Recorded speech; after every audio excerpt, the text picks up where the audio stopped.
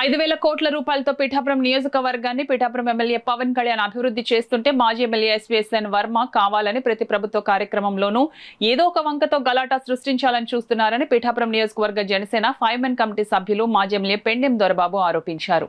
పిఠాపురం పాడా కార్యాలయంలో ప్రధానమంత్రి అభ్యుదయ యోజన పథకం కార్యక్రమం నిర్వహించారు. ఈ కార్యక్రమానికి ముఖ్య అతిథులుగా డీసీసీబీ చైర్మన్ తుమ్మల రామస్వామి బాబు, మాజీ ఎమ్మెల్యే దొరబాబు, ఓదూరి కిశోర్ హాజరయ్యారు. ఈ సందర్భంగా లబ్ధిదారులకు ఈ పథకం ద్వారా మంజూరైన సామాగ్రిని అందజేశారు.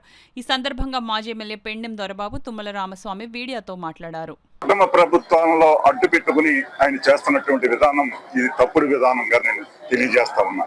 ఎందుచేతంటే పవన్ కళ్యాణ్ గారి యొక్క ఆశయం మేరకు ఈ నియోజకవర్గంలో ఇంకా ఎన్నడూ లేని విధంగా ఈ 175 నియోజకవర్గాల్లో ఏ నియోజకవర్గంలో లేని విధంగా పడా ఆఫీసు కావచ్చు, అభివృద్ధి కావచ్చు, సంక్షేమం కావచ్చు, అన్నీ కూడా ఇంతలా జరుగుతూ ఉంటే ఈ ఒక్కరే ఎందుకు ఈ రకంగా ప్రతి మీటింగ్ లోని ఈ సంఘటనలో ప్రతిసారి కూడా ఇలాంటి విషయాలు మీ అందరికీ తెలుసు, మీడియాకి తెలుసు, మొత్తం అందరికీ తెలుసు. ఇది పద్ధత అనే అడుగుతా ఉన్నా. ఇది మంచి పద్ధతి కాదు. కూటమి ప్రభుత్వంలో ఉన్నారు, ఈ నియోజకవర్గం అభివృద్ధి చెందుతూ ఉంది. దాన్ని ఈ రకంగా మీరు ప్రతి మీటింగ్ లోని కూడా దాన్ని ఏదో డిస్టర్బ్ గా చేసి పవన్ కళ్యాణ్ గారి మీద బురద జల్లాలనే ఆలోచన మానుకోండి అని చెప్పి మీకు హెచ్చరిక చేస్తా ఉన్నాను. ఇది మంచి పద్ధతి కాదు. ఇది ముమ్మాటికి తప్పిదం. ఇటువంటి తప్పు మీరు చెయ్యకండి. కూటమి ప్రభుత్వం ఏదైతే ఉందో వారి ఆలోచన విధానానికి నడిచి పిఠాపురం నియోజకవర్గంలో తెలుగుదేశం నడుచుకోవాలని చెప్పి వారందరినీ కూడా తెలుగుదేశం కార్యకర్తలందరినీ కూడా నేను కోరుతా ఉన్నా.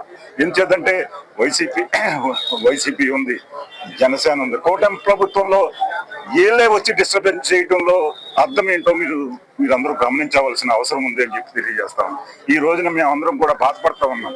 నియోజకవర్గంలో ఇంత అభివృద్ధి చేస్తామంటే పవన్ కళ్యాణ్ గారి మీద పేరు రాకుండా చేయాలనే సంకల్పము, ఆయన ఏ కార్యక్రమం జరిగినా ఆ కార్యక్రమం దగ్గర డిస్టర్బ్ చేయడం అనేది ఇది మంచి పద్ధతి కాదు అని వారికి తెలియజేస్తా ఉన్నా.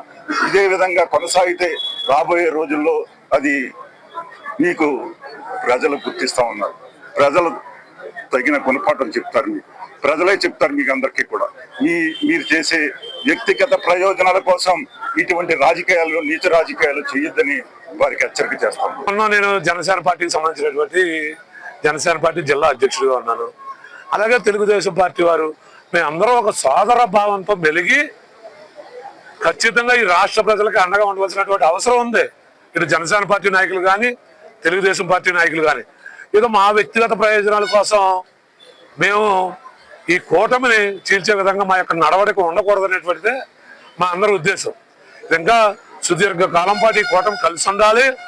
ఈ రాష్ట్ర ప్రజల సంక్షేమం, అభివృద్ధి ఈ కూటమి ప్రభుత్వం, విజనరీ ముఖ్యమంత్రిగా ఉన్నటువంటి చంద్రబాబు నాయుడు గారు, అలాగే పేద బడుగు బలహీన వర్గాల ప్రజల గొంతుకై ప్రచురించే ఒక నాయకుడు ఎవరైనా అంటే పవన్ కళ్యాణ్ గారు, వీరిద్దరూ సమిష్టిగా కలిసి ఉంటేనే ఈ రాష్ట్రం బాగుపడుతుందని ప్రజల యొక్క ఆలోచన మేరకు నాయకులందరూ నడుచుకోవాల్సినటువంటి అవసరం ఉందని ఈ సందర్భంగా తెలియజేస్తారు.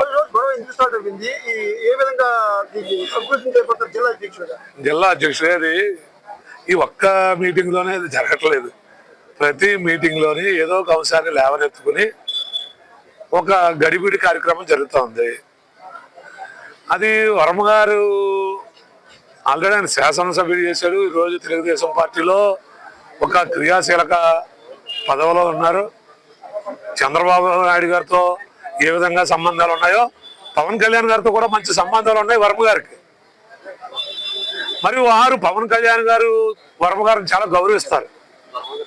మరి ఇక్కడ పవన్ కళ్యాణ్ గారిని కూడా గౌరవించి ఏమైనా చిన్న లోటుపాట్లు ఉంటే వారు కూడా సర్దుకోవాల్సినటువంటి అవసరం ఉంది ఒక సీనియర్ నాయకుడిగా. మేము కూడా పెద్దాపురంలో నేను ఇన్ఛార్జిగా ఉన్నాను, జిల్లా జనసేన పార్టీ ప్రెసిడెంట్గా ఉన్నాను, కాకినాడ ఉమ్మడి తూర్పుగోదావరిలో డీసీసీబీ అధ్యక్షుడిగా ఉన్నాను. నాకు ఒక్కొక్కసారి రాదు, మా కేడర్ అడుగుతారు.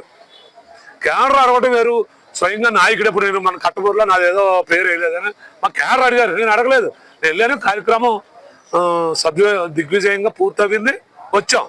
అంతేగా నేను వెళ్ళి గొడవ పట్టడం, లేకపోతే నా ఫ్లెక్స్లో ఫోటో లేదనో, లేకపోతే నేను ఏదో ప్రోటోకాల్లో నా పేరు లేదనో, అది నాయకత్వం అని అది మంచి పద్ధతి కాదు.